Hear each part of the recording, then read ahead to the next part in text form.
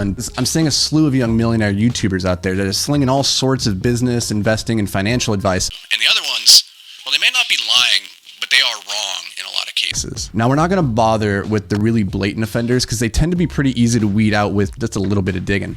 They're typically the guys who are renting out airplanes, their Lambos, and just trying to sell you on their course, which, if anything, is either content they took from someone else or it's them just making up some garbage and putting a pretty little bow on it. The most important skill that you got to develop on your path to winning the money game is that of judgment. You have to develop the ability to consume information, to break it apart into its component pieces, and then critically evaluate it. Truthfully, they say a lot of great things that I absolutely agree with. But they also say some things, often without even realizing it, that are just flat out wrong.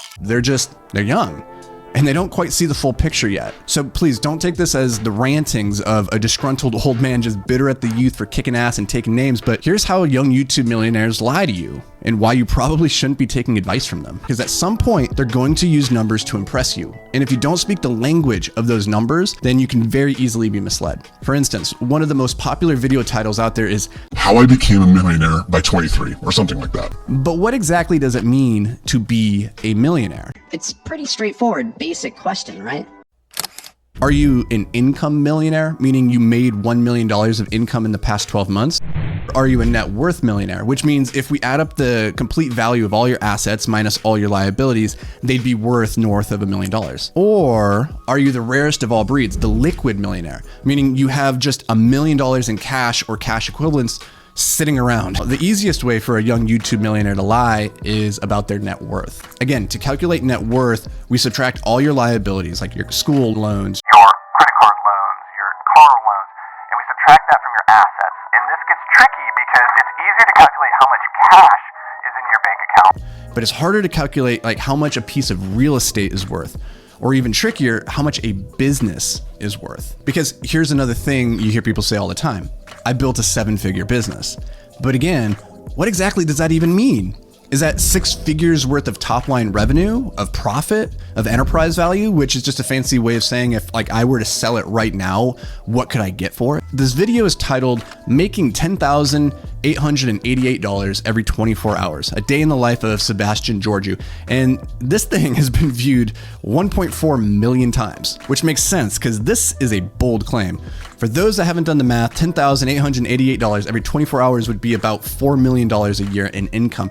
And for the record, that's an insane number. So back to Seb. Here's the questionable accounting tactic he's using. It's called mark to market. At one point in the video, he's sharing all his sources of income, including his ad agency, YouTube, stocks, crypto, which probably isn't doing so well anymore. Now here's the second way they lie to you, which is they say things like, I'm just like you.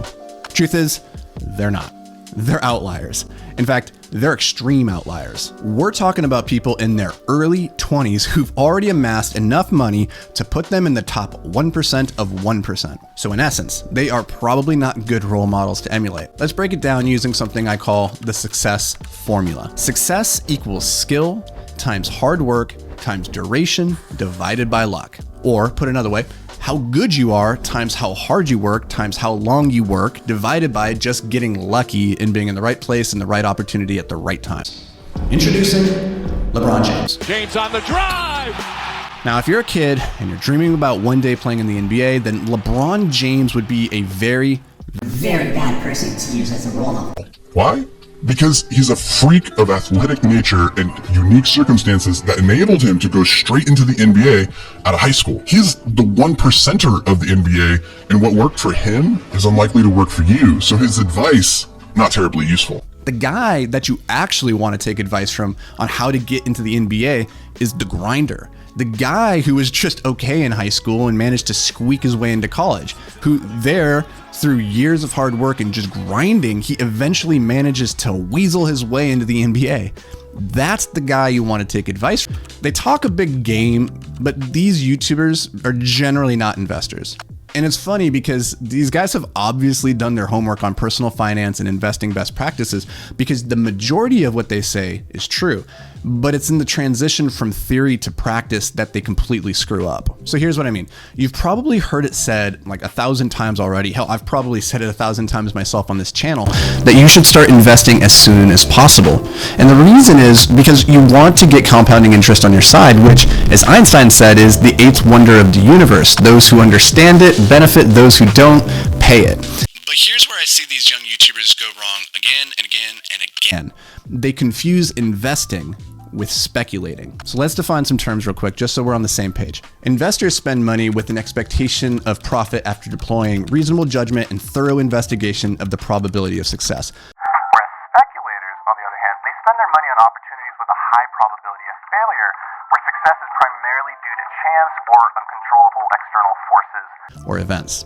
So the primary difference then is the amount of risk being taken. Spend your money on acquiring skills, networking, and increasing your earning potential. Because truly, This is the one thing you should definitely take away from the young YouTube millionaires. develop a money-making skill. If you want to make money, become a millionaire, or just win the wealth game, you have to increase your earning potential. Seriously, these guys are playing the game so much better than I ever was at their age. So well done, guys. It's easy to hate on them, but truly, I got mad respect for their hustle. And so yes, there are a lot of reasons why you should take advice from these guys, but hopefully now you understand how numbers can be made to lie, how you probably can't do the same thing they've done, and the difference between investing and speculating. I hope that you're going to be better equipped to judge the quality and context of their messages so that you can distinguish the parts that'll serve you from the parts that'll potentially ruin you. Hey guys, thanks so much for checking out the video. I really appreciate it. If you